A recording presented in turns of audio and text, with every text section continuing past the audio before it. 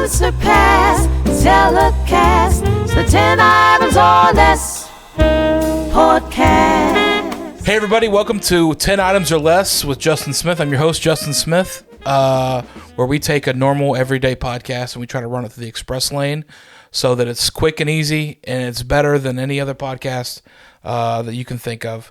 My guest today, I'm very excited. One of the most talented people that I've met here in Nashville.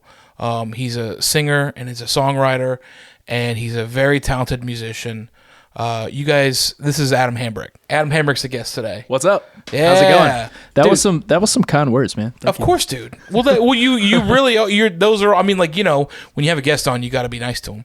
But you really are one of the most talented dudes that I've met since I've been here. It's kind of crazy.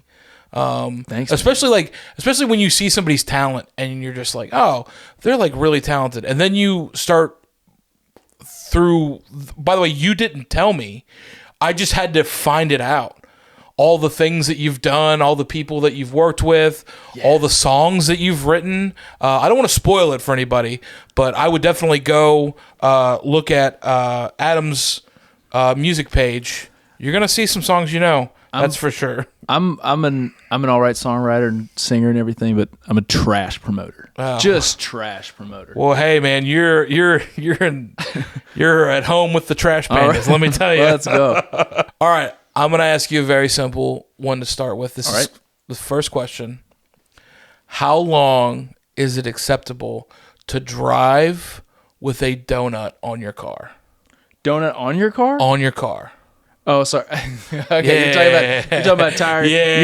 You're not talking. I was like, did somebody set it there? And like, how would you know? I'm gonna tell you something. When I wrote this question, I had a moment where I go, they're not gonna think that it's like an actual donut. And then in my brain, I go, that's something. You're being so fat right now. Like that's such a fat thing to think. Man, no, man. Normal people don't think like that. No, man. But I just want you to know you gave credence to my entire. We're on the same page. All right. How long? Like how many miles? How many days? What are we talking about here? Just, I mean, anything. Okay, if it's my wife's car, I'm taking that thing immediately because she's gonna have no chance in hell of changing it, and I'm not gonna leave her to the mercy of the interstate. But I will if it's me and I'm just kicking around town. I might go a week. A week, maybe with a donut, not a spare tire, a donut. A donut. Okay, maybe not. The little. By the way, there's no wrong answer. I'm not going. If I'm side roads neighborhooding and I'm not going anywhere, I might wait a few days. If it's my wife's car, I'm changing it immediately. Right. Yes. If it's my car, that donut might stay on there for a week. There's some ADHD-ness going on there you get out of the car and you go into write or work or whatever you're doing that day, and then by the end of the day you've completely forgotten about the donut. You get back to the car, you're like, there's a donut on my car. Gotta get home. I gotta get home. And then you wake up, you're late to work. Yeah. You're like, I gotta get to work. Gotta get to work. You're always late. Always forgetting something. I mean, bro, I have recurring dreams of stuff I forgot from 20 years ago, that just like pop back up. Just wakes back up. I got a text message from a friend yesterday, and she literally said, I had a dream, like a wake up, like I'm awake but also asleep dream, that I was a stand-up comedian, and I didn't have any material, and I was doing a show that night, and I wasn't funny. And she goes, Have you ever had that dream? And I just said, like every night since I started this job. Every night since I've started. Dude, that's the dream. I have my recurring dream is that I'm on stage. And it's a big show. Packed house, some big club somewhere. It's like, looks like it's just a sea of people, wall to wall. And then the lights are down, the house music's off, and everybody's waiting. And then we're looking at the band, we're all looking at each other, and I look back at the drummer, he's ready to click off. It's 1 minute, he starts fiddling with something with the track rig or fiddling with his drums or something, and then a couple minutes later he looks up and it's good to go. And then all right, 1, 2, and then the bass player's like, hold on just a minute, like starts tuning up or something, and then he gets fixed, and the guitar player's like, tuning up, and then I guess I'll tune too, and then hey, y'all get done, and then wait on me to tune, and then by the time we get done, it's like a sea of technical difficulties, and then everybody like in the crowd is like, and I think we're good, and then they just leave, like, and then by the time we start, we're playing to nobody. And you're the face. You're the front. You're I'm the front man, dude. You're the front man of a band that cannot get it together. That's exactly right. That's welcome to my life. I just want you to know, when you were saying that, I was feeling every moment of That's that. it. I was just like, oh, and I can't be the only one that when you spend so much time on stage, I cannot be the only one because you're up who front. has that There's thing. nobody. Everybody else can hide behind. Yep. There's music stands and drum set, like everything else. Yep. You're just in the front. Yep. That's the full. That's my entire psychological profile in a nutshell, right there. I feel like there's just a lot about me packed into that one little dream right there. Watching people walk out is every performer's nightmare. Oh man. All right. Next question. Next question. What is your favorite movie to fall asleep to? Ooh, Forrest Gump. Wow. Forrest Gump. Forrest Gump. And now how I've seen it so many times that if it's on, like I'll be entertained by it, and then I'll kind of fade out for a second. I'll come back like, oh yeah, I love this part, and then I might fade back asleep again, and then come back like it's still on because it's a 3-hour movie. Of course. And you're like, yep, that's the one. That's so That's an interesting choice. I think It's also my all-time favorite movie. Period. Gotcha. Yeah. It's an interesting choice because the one thing that I always think about is whenever I watch a movie, if I wake up and there's like war going on, Yeah. I've just like, once I wake up for that, then it's done the exact opposite. No, effect. Man.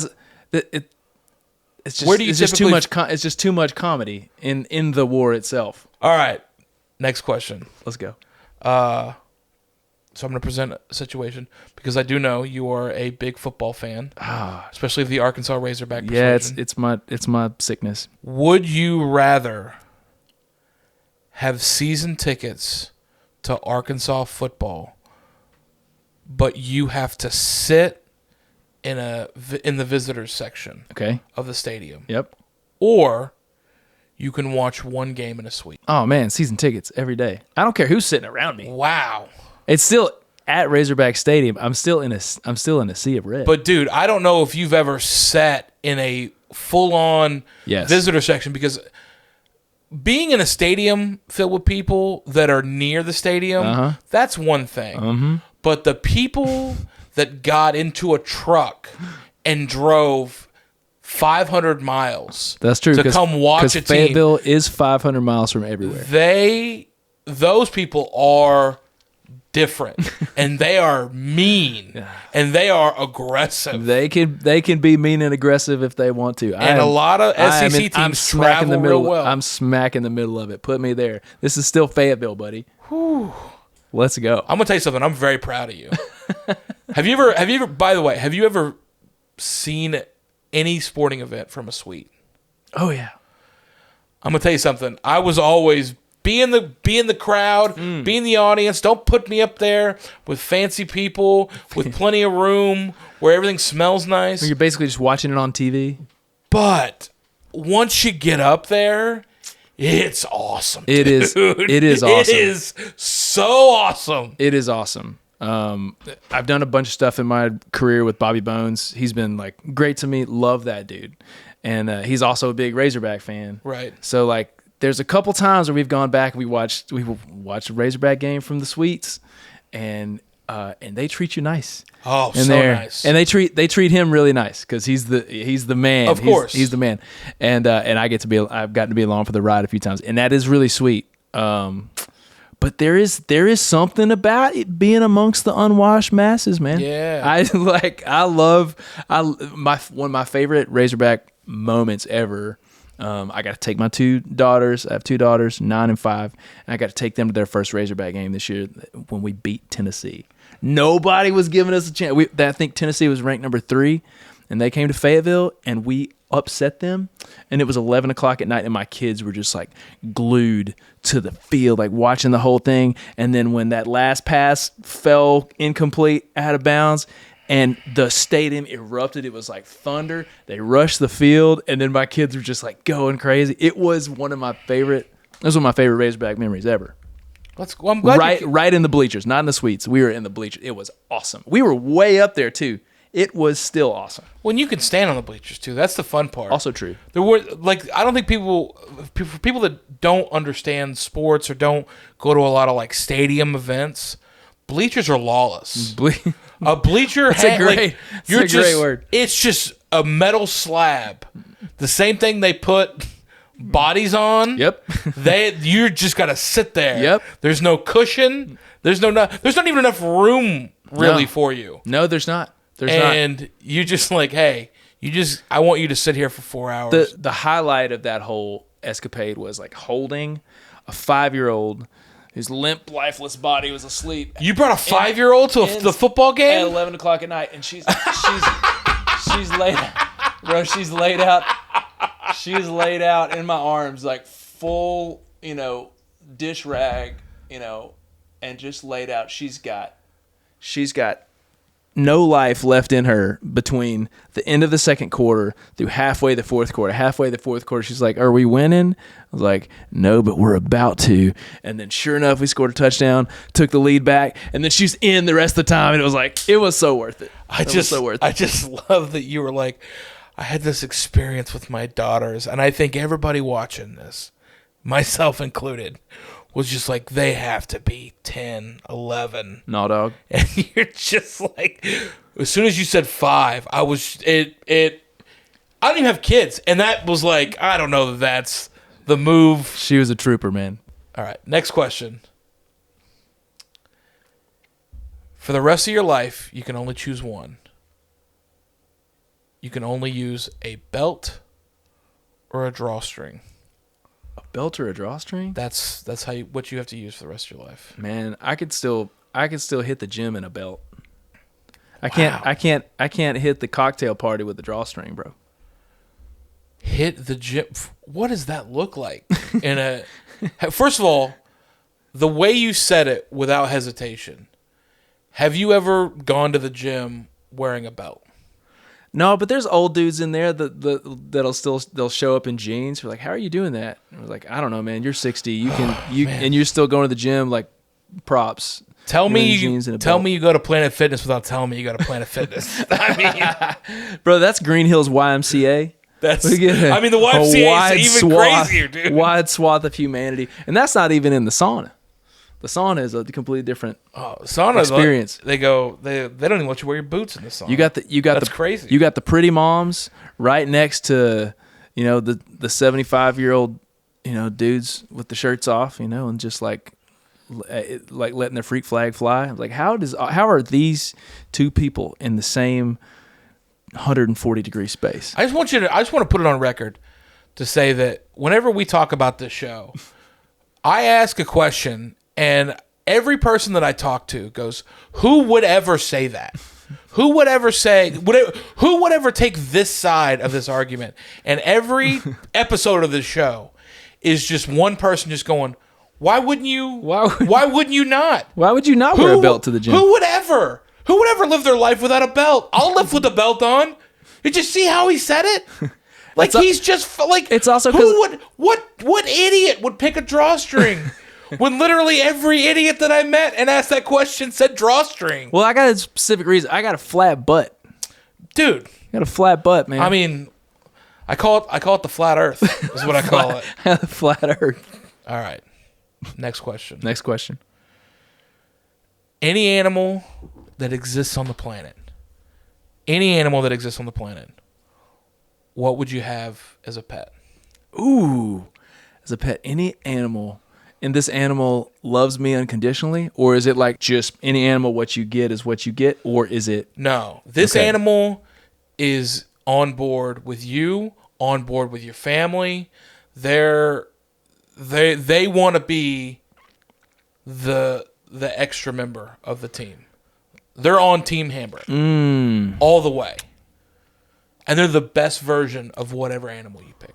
I mean, it's hard not to say grizzly bear. It's like, how could you... I mean, wouldn't it be awesome to have a grizzly bear as your number one homie? It's also great to get an answer that explains our friendship. I mean, that's so great. Like, it's so great. I mean, they're not. I mean, I guess a lion is like more of a killing machine, but you still couldn't feel good about riding a lion. I would take a grizzly bear in a fight with a lion all day. I mean, yes, grizzly bear is gonna beat the lion, but I'm not even talking about like a protectionist sort of way, like kind of, but also like, wouldn't it be cool for just an absolute killing machine to just love you? Yes. I mean, maybe that speaks to my own vulnerability. Well, my favorite thing about grizzly bears is not only are they a very dominant alpha male animal, but they also have the nails of a very sassy secretary. I mean, they could just, can you imagine just click-clacking, just everywhere, just coming up to you with those big, huge nails. You're like, oh my God, you could paint those nails. Oh man, you could paint his nails. Your girls could paint a grizzly bear's nails. What a great idea. What a great idea. I just want to think, just imagine, I'm all in on this, by the way. Okay. Grizzly bear at your girl's birthday party. Painted nails. Just wearing that birthday hat? Nah, I got it even better. Princess costume. Full on princess costume. Princess. Just protect. Imagine how easy tour would be. You just look at, I don't know what you call her. I'd call her Bertha. I imagine she's a girl in my head. Yeah. You just go, Bertha, protect the house. Protect the house. Oh. Good. You're not having anybody barge in there. That's for sure. That's for sure. I was thinking about it. Be kind of trash at making balloon animals if you're talking about party situations. That's very true. You got it. There's give and take. Give and take. But man, hey girls, go for a ride on Bertha. Y'all just run around and play. Two kids running around a backyard playing with a grizzly bear would just be the funnest thing to watch. Also, I love the idea that because you live in a house, you live in a neighborhood, who's topping that? Oh, what? What did you guys get? Another bass boat? Oh, did you get an extra patio? Listen, dude, we got a bear. We live in a neighborhood with bass boats and patios, for sure. Sometimes I feel like the Clampetts come to town. Yeah. In our neighborhood, we got, we bought it. The bear's not going to help. I'm going to tell you that much. The bear's going to make it go the other way. Yeah. That's it. That would be the one FOMO that we could have on all these folks that live in our neighborhood. I would love it though, because I don't care how many records Brad Paisley sells. Who cares? He's not getting a grizzly bear. It's true, and he's certainly not getting one that's down for being a member of the family. Right? That's a great answer. All right, next question: if you could make one food healthy, what would you make? Pizza. 1,000 times pizza. Just turn pizza into a superfood. Listen, even bad pizza is good pizza. Shut up. I could eat pizza every meal. You said the thing. But all stinking. When you get older, like the Venn diagram of stuff I like meets stuff that's good for me, and you try to thread that needle right there. You can't do it. You can't do it very often. Chipotle is the closest thing I found. I could eat Chipotle for every meal, but if pizza could be Chipotle, man, that's what heaven's going to be like. I'm gonna walk in the pearly gates, and God is going to hand me a giant Detroit style. Keep going. Pepperoni with hot honey and jalapenos. Oh my gosh! Because if Emmy Squared makes that good, imagine how good Heaven's Kitchen's going to bring it out to us. I mean, every piece of a Detroit is mostly crust. Mostly crust. What is everybody else doing? Beautifully crusted. Oh my gosh! That's amazing. But I do love a Napolitano, like Desano in Nashville. It's also for sure. Unbeatable. That's awesome. Yeah. I'd snort pizza. To be Oh, I'm just so glad that you're here saying the things that I think about every day. The problem is that I think about them when I'm in Costco and I'm looking at a $9 pizza. Yeah. And I'm just like, dude, I could put some hot honey on this. I could get it going, dude. Man, Costco pizza is underrated too. Everybody talks about the hot dogs. Man, I'm in on that pepperoni. I just want to say something. I've never been closer to fighting, wanting to fight another human more than when I watched Dave Portnoy do his pizza review of Costco, and he gave it a 1 something. Like, he just completely threw it under the bus. But then he turned around and went to Chuck E. Cheese and gave it like a 5 something. And I'm just like, you're just trying to make people mad. He got tainted by the animatronic, the pizza man, the animatronic mice playing music in the corner. I mean, dude, I just want to put it on record that if you were going to start this podcast and you were going to take bets on who was going to do an entire diatribe on their love language being pizza, who do you think is going to have? Who's going to, of the two of us, who's that's going to be? I think a lot of people would have lost a lot of money. That's all I'm going to say. So I'm going to go into my next question. Go ahead. I know you have kids. So when Halloween comes around, in your mind, love Halloween. What is the perfect bowl of candy for giving out? Man, we all know the houses that give the cheap candy. Right. Don't be that house. Like, agreed. If you're going to put it out at all, if it's the bag of candy that has Tootsie Rolls in it, just leave it at Walmart. Right. Go straight for the bag of fun size whatevers. Like, it's got to have Reese's, it's got to have Snickers, it's got to have Twix, and Butterfingers, because they usually package those together. Not that I know super well. Kit Kats. Kit Kats, highly underrated. Wait, so I want to just clarify. So you're just taking whatever they put together as like your... I mean, in general, that combination is a winning combination. If people get those, they're happy, they're in their bags. Now, you couple that bag with whatever the heck bag has those dang Nerds clusters. There it is. There's my Detroit style pizza man right there. That's some atomic candy explosion going on in that bowl. And they will all fight over the Nerds clusters. And then the kids that don't get the Nerds clusters, they will be sad, but they will be comforted to know that their baseline candy is also not trash. Not Tootsie Rolls and what's the little gumdrops? What are they called? You know what I'm talking about? The little dots. Dots, not dots. Dots are fine. I got nothing against dots. I'll eat dots if they're in my bag. But those are an elder candy. But those are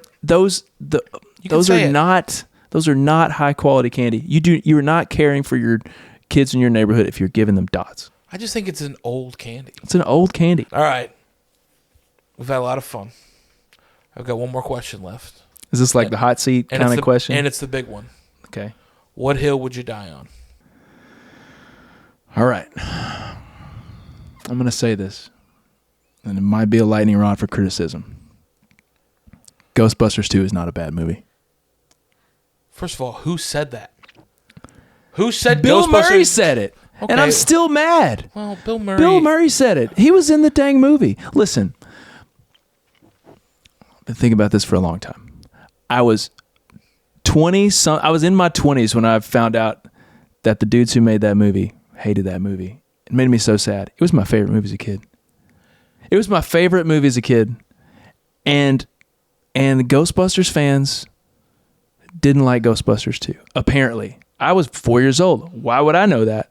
It's not like they had the internet to peruse and see all the hatred toward it, so it would bias my opinion. No, I had a bootleg copy of Ghostbusters 2, and I still get that feeling when I see that opening scene and the sidewalk, and the slime bubbles up from the sidewalk. I'm like, I'm 6 years old again. Yep. This is great. And the painting's the best villain. Incredible villain. How are you going to kill a painting? I don't know, but they figured out how. Louis Tully is a dude who should never be having relations with a female ever, but he gets the girl. Yeah. He gets Janine, who was my first crush. And so when I found out that Bill Murray kind of bagged on Ghostbusters 2, I read it in a biography. It made me sad. And if you are a Ghostbusters purist, I mean, let's just talk about all these other Ghostbusters movies that have come out with the last couple years. Not good. They're fine. Okay, like, man, you backed away from that fine. real fast. They're fine. You went for blood, and then you're like, that's not very nice. Okay. The last one, Frozen New York, that was trash. The Lady Ghostbusters, not a fan. But see, here's the thing. Feels like they were making a point with my childhood. Whatever. Do you know that I like the Frozen? You like the Frozen one? Do you realize what you've just done? You just did to me what other people have done to you. I'm so sorry. I did it. But man. By the way, I was on your team. I love the second Ghostbusters movie. I love it. I was so relieved when the one with Ant-Man. With Paul Rudd. Paul Rudd. I was so relieved when that one came out, and I didn't hate it. I was like, that's pretty good. And then everything after that, I was like, I'm entertained. It's fine. But Ghostbusters 2, I thought it had everything that I loved about Ghostbusters 1. It didn't take itself too seriously. It was fun. It was a fun storyline. It was a dope villain. And they were figuring out all these special effects in Hollywood at that time. And so they just kind of like went wild with some stuff. It was fun. It was a fun movie. Dancing Toaster. Great soundtrack. You get the Statue of Liberty walking around. I mean, why not? You get a guy that thinks he's helping, even though he's not. Story of my life. I mean, that's like it's a fun. Listen, the thing about sequels, and I understand why certain people hate them. Exactly right. He's singing the soundtrack. That's the soundtrack. He's also doing a little plug for his music. That's not my song. I wish I wrote that song. I know it's not your song, but you definitely went a little higher in that song than you had to. That's fair. That's so great. Oh man! No! You don't have to bleep that. I think it was quick enough. Yeah. We'll it see what wasn't happens. It wasn't 7 seconds, and it also wasn't the master. Well, if it gets You're 7 good. views, then we'll know what happened. We'll know what happened. Well, at least I'll have something to blame it on. Adam, you're the best, dude. Where can everybody? I got a little slouchy on that one. A little slouchy. Where can everybody find you? Plug your Instagram. Yeah, man. Instagram, just at Adam Hambrick. Yep, Yeah. just my name. And then adamhambrick.com. I'm going to be going At Spotify. At Spotify, yeah, on Spotify, Apple Music, yeah. everywhere you get music. Yeah, I'm going to be doing some tour dates in the UK this summer, and then just some random stuff around in the States, and then releasing some new music this summer, so be on the lookout. I mean, all of Adam's original music is fantastic, so go check it out. And then go see that. I would just encourage everybody to go download his original stuff first, and then just go take a look in that little songwriter situation and see all the great things that has come from this dude's brain, and realize that he loves Detroit-style pizza overall. Thank you guys for watching. We'll see you next time.